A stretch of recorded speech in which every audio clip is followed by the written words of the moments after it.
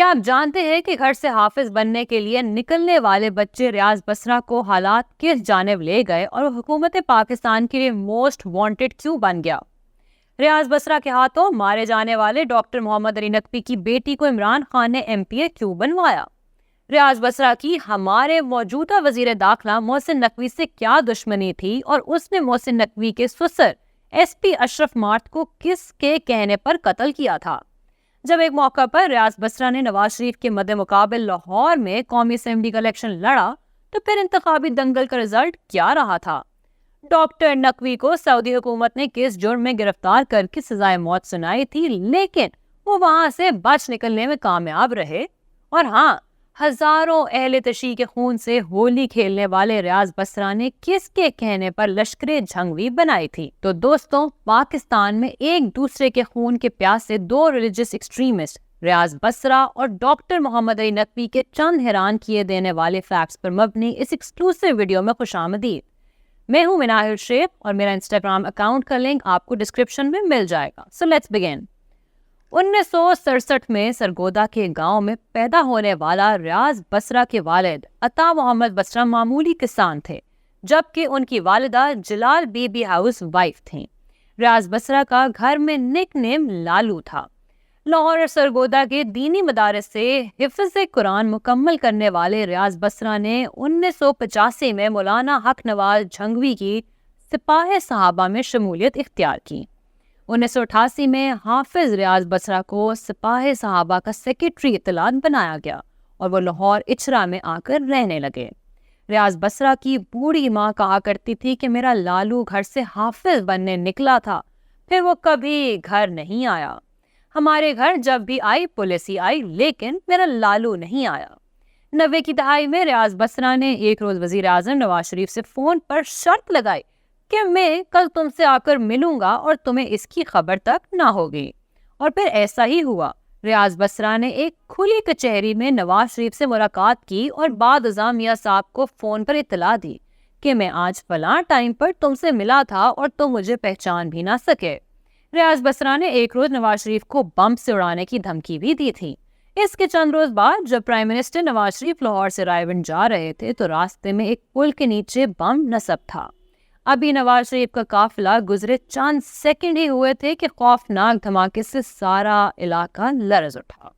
جبکہ نواز شریف محفوظ رہے، نواز شریف پر ناکام قاتلانہ حملے کے بعد ریاض بسرا نے میاں شہباز شریف کو بھی دھمکیاں دینا شروع کر دیں۔ تب ریاض بسرا ڈراونے خواب کی طرح شہباز شریف اور پولیس والوں کے اعصاب پر سوار تھا۔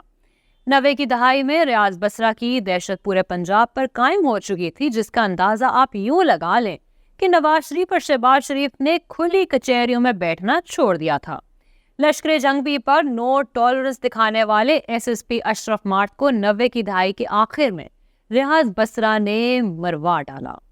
اشرف مارٹ کا ایک تعارف یہ بھی تھا کہ ان کی اہلیہ چودھری پرویز الہی کی بہن تھیں، جبکہ ہمارے موجودہ وزیر داخلہ محسن نقوی اشرف مارٹ کے داماد ہیں۔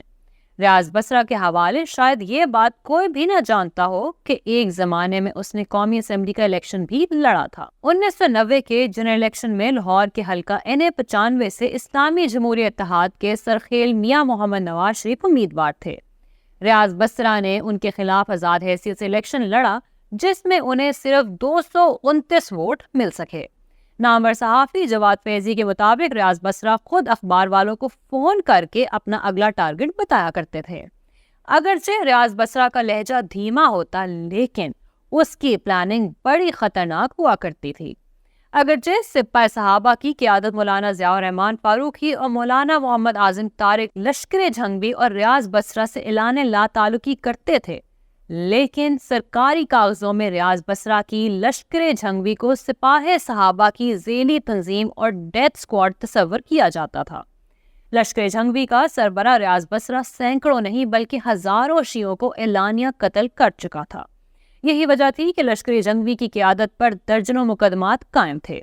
یہ وہ دور تھا کہ سرگودا بھلوال میں کوئی شیعہ قتل ہوتا تھا تو FIR میں پہلا نام ریاض بسرا کا لکھوایا جاتا تھا۔ ریاض بسرا کو حکومت پنجاب نے خطرناک مجرموں کی فہرست میں ڈالا ہوا تھا۔ ان کے سر کی قیمت اس زمانے میں 5 ملین روپے یعنی 50 لاکھ روپے رکھی گئی تھی۔ لشکر جنگوی کے بانی ریاض بسرا کو 14 مئی 2002 کے روز بہاڑی میں فائرنگ کے تبادلے میں اس وقت مار دیا گیا جب وہ ایک شیعہ جاگیردار کو قتل کرنے کی نیت سے وہاں موجود تھا۔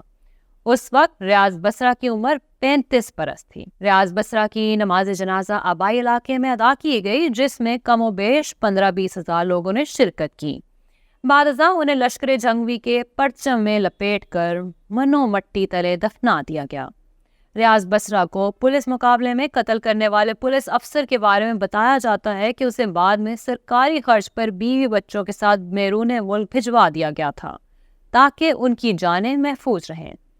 حافظ محمد ریاض بسرا کو ان کی تنظیمی اصطلاح میں سالار اول اور شہید ناموس صحابہ کے نام سے یاد کیا جاتا ہے۔ 7 مارچ 1995 کی ایک صبح لاہور کے یتیم خانہ چوک میں ریاض بسرا نے 43 سالہ مشہور شیعہ ڈاکٹر کو موت کے گھاٹ اتارا تھا، جن کا نام ڈاکٹر محمد علی نقوی تھا۔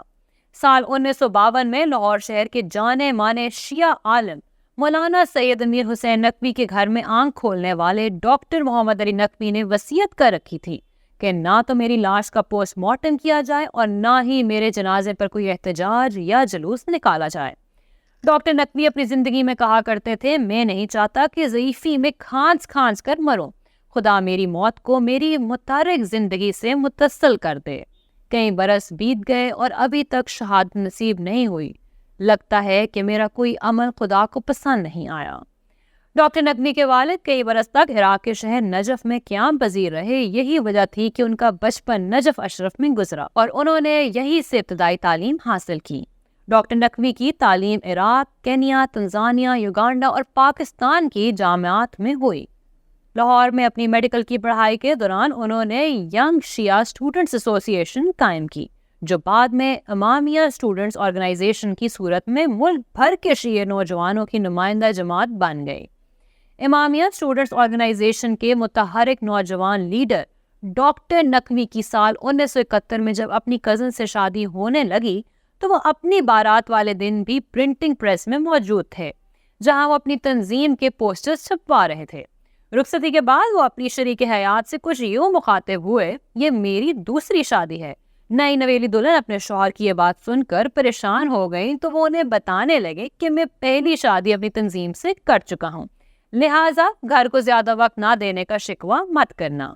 ڈاکٹر نقوی کے تعلیمی سفر پر نظر دوڑائیں تو انہوں نے گورنمنٹ کالج لاہور اور کنگ ایڈورڈ میڈیکل کالج سے اپنی پیشہ ورانہ تعلیم مکمل کی اور وہ میو ہسپتال لاہور میں ہاؤس جاب کرنے لگے۔ پھر وہ CSS کر لینے کے بعد سروس اسپتال لاہور کے میڈیکل یونٹ میں رجسٹرار تعینات ہوئے۔ ایسا بتایا جاتا ہے کہ اسپتال میں وہ رات بھر ڈیوٹی کرتے تاکہ انہیں دن میں تنظیمی نیٹ ورک کو چلانے کے لیے وقت مل سکے۔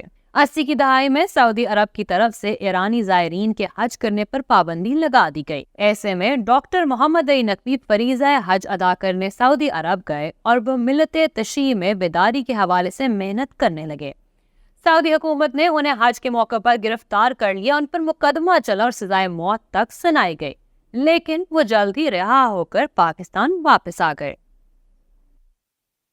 تحریک نفاذ فقہ جعفریہ کے روح رواں علامہ عارف حسین کی کال پر پاکستان میں پہلی بار یوم مرداباد امریکہ منایا گیا۔ ڈاکٹر نقوی نے لاہور کے الفلاح بلڈنگ پر بہت بڑا بینر آویزاں کیا۔